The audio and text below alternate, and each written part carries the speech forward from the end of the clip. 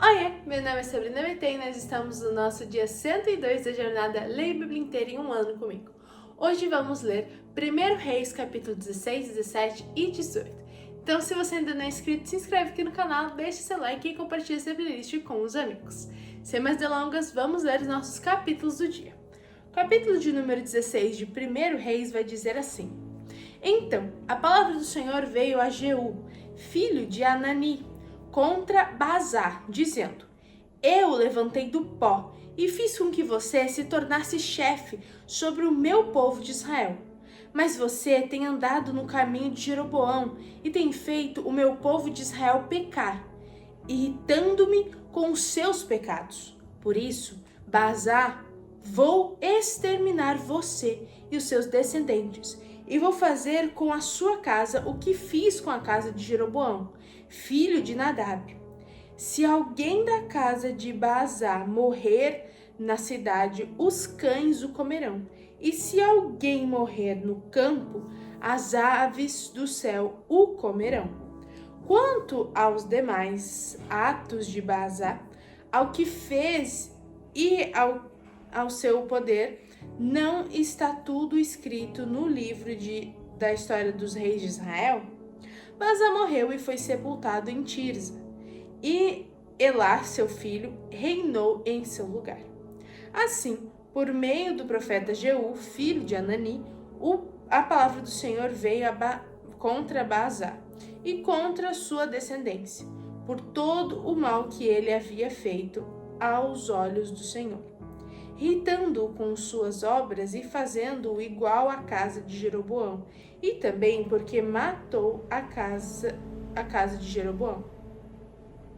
No 26º ano do reinado de Asa, rei de Judá, Elá, filho de Baasã, começou a reinar sobre Israel em Tirza, e reinou 2 anos. Zinri, seu servo, comandante da metade dos carros de guerra, conspirou contra ele. Elá estava em Tirza, bebendo e embriagando-se na casa de Arzã, seu encarregado em Tirza. Zinri entrou na casa, atacou Elá e o matou. No 27º ano do reinado de Asa, rei de Judá, e Zinri reinou no lugar de Elá. Logo que começou a reinar e se assentou no trono, Zinri matou todos os descendentes de Baasá. Não deixou nenhum do sexo masculino, nem dos parentes, nem dos seus amigos. Assim, Zinri exterminou todos os descendentes de Baasá, segundo a palavra do Senhor anunciada por meio do profeta Jeú contra Baasá, para todos os pecados de Baasá e o seu filho Elá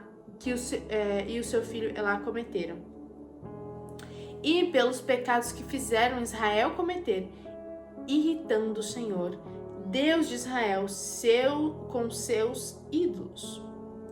Quanto aos demais atos de Elá e tudo o que ele fez, não está tudo escrito no livro das histórias do rei de Israel? No 27º ano do reinado de Asa, rei de Judá, Zinri reinou 7 dias em Tirza. Que pouco. O povo estava acampando contra Gibeton, cidade que pertencia aos filisteus. O povo que estava acampando ouviu dizer: Zinri conspirou contra o rei e o matou. Por isso, naquele mesmo dia, no arraial, todo Israel constituiu rei sobre Israel a Omri, comandante do exército. Omri saiu de Gibeton, estando todo Israel com ele, e sitiou Tirza. Quando Zinri viu que a cidade havia sido tomada, foi para a fortaleza do Palácio Real, pôs fogo no Palácio Real e morreu, por causa dos pecados que havia cometido, fazendo o que era mal aos olhos do Senhor, andando no caminho de Jeroboão e no pecado que havia cometido, e fazendo Israel pecar. Quanto aos demais atos de Zinri e a conspiração que fez, não está tudo escrito no livro das histórias dos reis Israel? Então, o povo de Israel se dividiu em 2 partidos. Metade do povo seguia Tibni, filho de Ginate, para o fazer rei, e a outra metade seguia Onri. Mas o povo que seguia Onri prevaleceu contra o que seguia Tibni, filho de Ginate. Tibni morreu e Onri passou a reinar. No 31º ano do reinado de Asa, rei de Judá, Onri começou a reinar sobre Israel e reinou 12 anos. Em Tirza reinou 6 anos. De Semer ele comprou o monte de Samaria por 78 quilos de prata e o fortificou.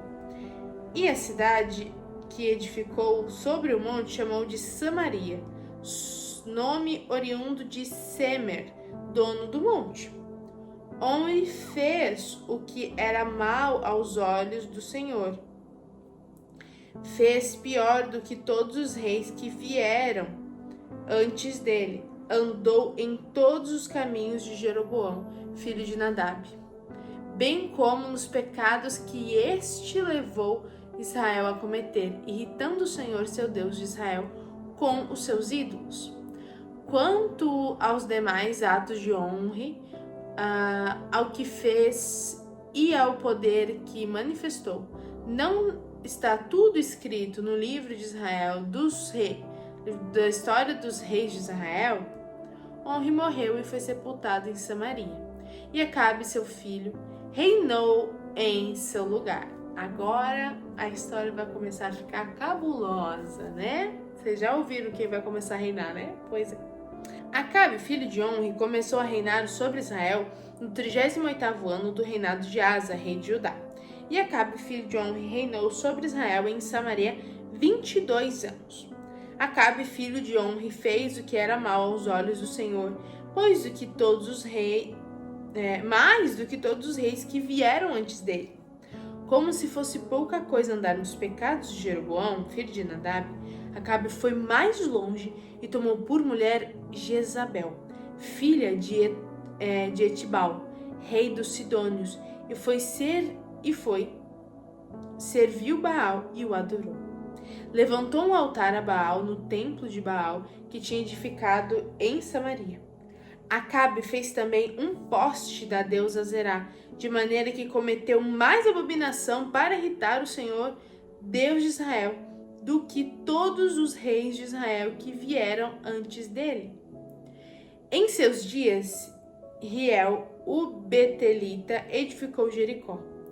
Quando ele lançou os alicerces da cidade, morreu Abirão, seu filho primogênito, e quando colocou os portões, morreu Segube, o seu filho mais novo, segundo a palavra do Senhor, anunciada por meio de Josué, filho de Nun. Capítulo 17. Então Elias, o tesbita, dos moradores de Gileade, disse a Acabe: Tão certo como vive o Senhor, Deus de Israel, a quem eu sirvo, não haverá orvalho nem chuva nos próximos anos, a não ser quando eu disser. Então a palavra do Senhor veio a Elias dizendo: Saia daqui, vá para o leste e esconda-se junto ao ribeiro de Querite, nas imediações do Jordão. Você beberá a água do ribeiro e eu ordenei aos corvos que sustentem você naquele lugar. Elias foi e fez segundo a palavra do Senhor. Retirou-se e edificou, morando junto ao ribeiro de Querite, nas imediações do Jordão. Os corvos lhe traziam pão e carne pela manhã, bem como pão e carne ao anoitecer, e ele bebia a água do ribeiro. Mas, passando alguns dias, o ribeiro secou, porque não chovia sobre a terra. Então a palavra do Senhor veio a Elias, dizendo: Levante-se e vá a Serepta, que pertence a Sidom, e fique por lá. Ali ordenei a uma viúva que dê comida para você. Então ele se levantou e foi a Serepta. Chegando à porta da cidade, encontrou uma viúva que estava apanhando lenha.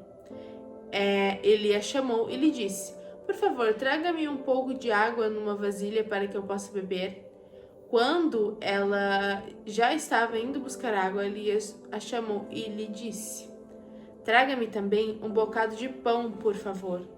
Porém, ela respondeu: "Tão certo como vive o Senhor, seu Deus, não tenho nenhum pão assado. Tenho apenas um punhado de farinha numa panela e um pouco de azeite no jarro. E como você pode ver, apanhei 2 pedaços de lenha e vou preparar este resto de comida para mim e para meu filho. Vamos comer e depois morreremos de fome." Elias disse a ela: "Não tenha medo. Vá e faça o que você disse, mas primeiro faça um pãozinho com o que você tem e traga-o para mim. Porque assim diz o Senhor, Deus de Israel: a farinha da panela não acabará, e o azeite do jarro não faltará, até o dia em que o Senhor fizer chover sobre a terra." A viúva foi e fez segundo a palavra de Elias. Assim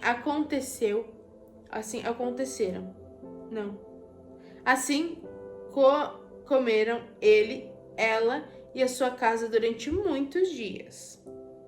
A farinha da panela não acabou e o azeite do jarro não faltou, segundo a palavra do Senhor anunciada por meio de Elias. Depois disso, o filho da mulher, dono da casa, adoeceu, e a doença dele se agravou tanto que ele morreu. Então a mulher disse a Elias: "Que foi que eu fiz a você, homem de Deus? Você veio aqui para trazer à memória a minha iniquidade e matar o meu filho?" Elias respondeu: "Dê-me o seu filho."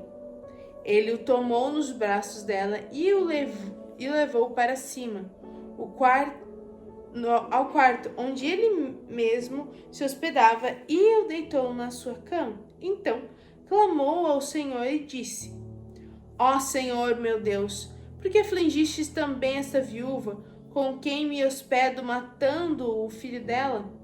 E estendeu-se 3 pessoas sobre o menino. Clamou ao Senhor e disse: "Senhor meu Deus, peço-te que restituas a vida deste menino." O Senhor atendeu a voz de Elias. A vida foi restituída ao menino e ele reviveu. Elias tomou o menino e o levou do quarto até a casa. Entregou-o à mãe dele e disse: "Veja, o seu filho está vivo." Então a mulher disse a Elias: "Agora eu sei que você é um homem de Deus e que a palavra do Senhor na sua boca é verdade." Capítulo 18, e nosso último capítulo, vai dizer assim: Muito tempo depois, no 3º ano da seca, a palavra do Senhor veio a Elias dizendo: Vá, apressa-te vá apresentar-se a Acabe, porque farei cair chuva sobre a terra. Quanto tempo? No 3º ano. É bastante tempo.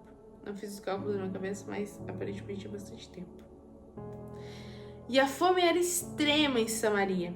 Acabe chamou Obadias, o responsável pelo palácio. Este Obadias era um homem que temia muito o Senhor. Assim, quando Israel exterminava os profetas do Senhor, Obadias tomou 100 profetas em um grupo de 50, os escondeu em cavernas e os sustentou com pão e água. E Acabe disse a Obadias: Vá pela terra todas as fontes de água e a todos os vales podem ser cheios de capim, para que salvemos a vida dos cavalos e para mulas e não percorremos todos os animais. Não percamos todos os animais. Repartiram entre si a terra que iam percorrer. Acabe foi sozinho por um lado, Obadias foi sozinho por outro. Quando Obadias já estava a caminho, eis que Elias se encontrou com o rosto em terra e disse: Sim, sou eu. E disse: É você mesmo? É o meu senhor Elias? Ele respondeu: Sim, sou eu. Vai, diga ao meu senhor: eis que Elias está aqui. Mas Obadias disse: Em que pequei para que você queira entregar este seu servo nas mãos de Acabe e ele me matar? E ele me mate? Tão certo como vive o Senhor, seu Deus, não houve nação nem reino aonde meu senhor, o rei, não mandasse homem à sua procura. E quando diziam, ele não está aqui, faziam aquele reino ou aquela nação jurar que não o haviam encontrado. E agora você quer que eu vá dizendo ao meu senhor, o rei, que Elias está aqui? Pode ser que tão logo eu me afaste de você. O Espírito de Deus, o Espírito do Senhor Deus, o leve não sei para onde, e se for der a notícia. Acabe e ele não encontram, certo? Isso. Ele matará a mim, esse seu servo que temo o Senhor desde a minha autoridade, desde a minha mocidade. Acaso não contaram ao meu senhor o que fiz quando Jezabel matava os profetas do Senhor?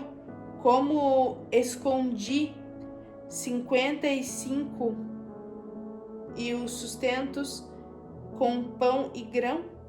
Que agora você quer que eu vá e diga ao meu senhor que Elias está aqui? Ele vai me matar.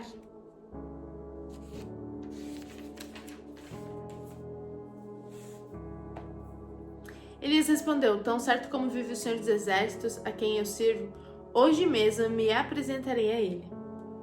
Enquanto Obadias foi se encontrar com Acabe e lhe deu a notícia, e Acabe foi se encontrar com Elias.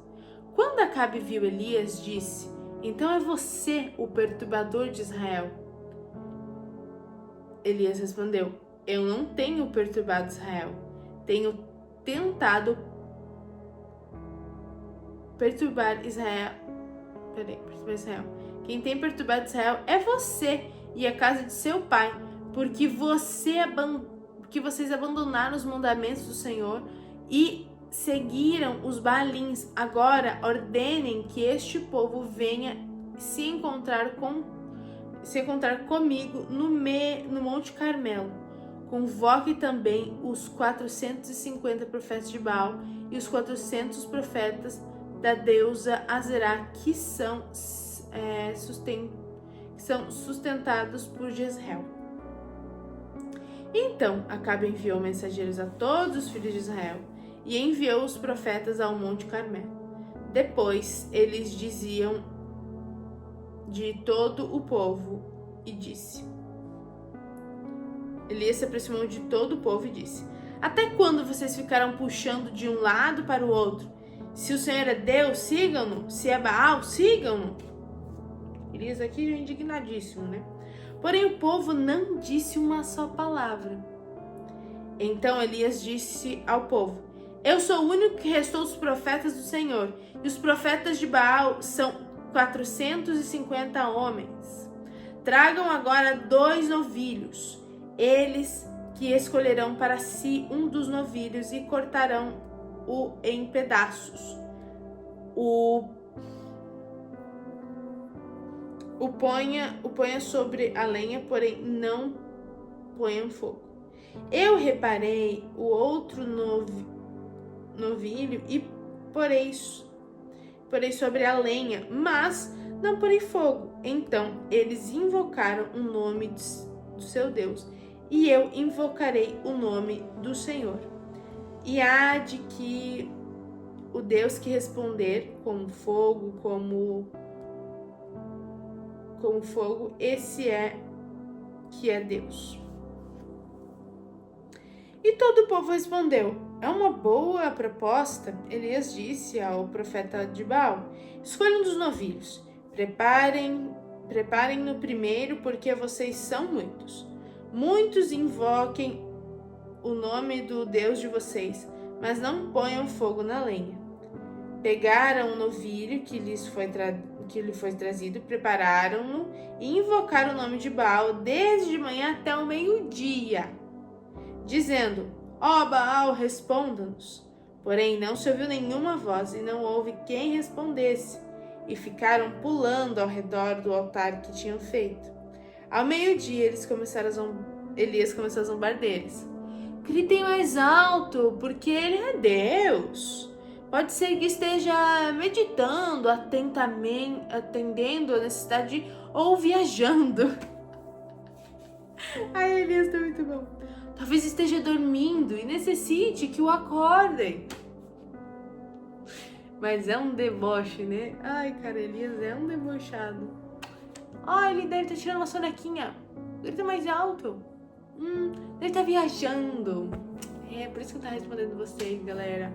Tá mais altinho, quem sabe ele escuta, né? Ai, Elias. Isso é muito bom. E eles clamavam em altas vozes e se cortavam com facas e com lanças, segundo seu costume, até ficarem cobertos de sangue. Passando o meio-dia, eles profetizaram até a hora do sacrifício da tarde. Porém, não houve voz, nem resposta, nem atenção alguma. Então, Elias disse a todo o povo: aproximem-se de mim. E todo o povo se aproximou dele.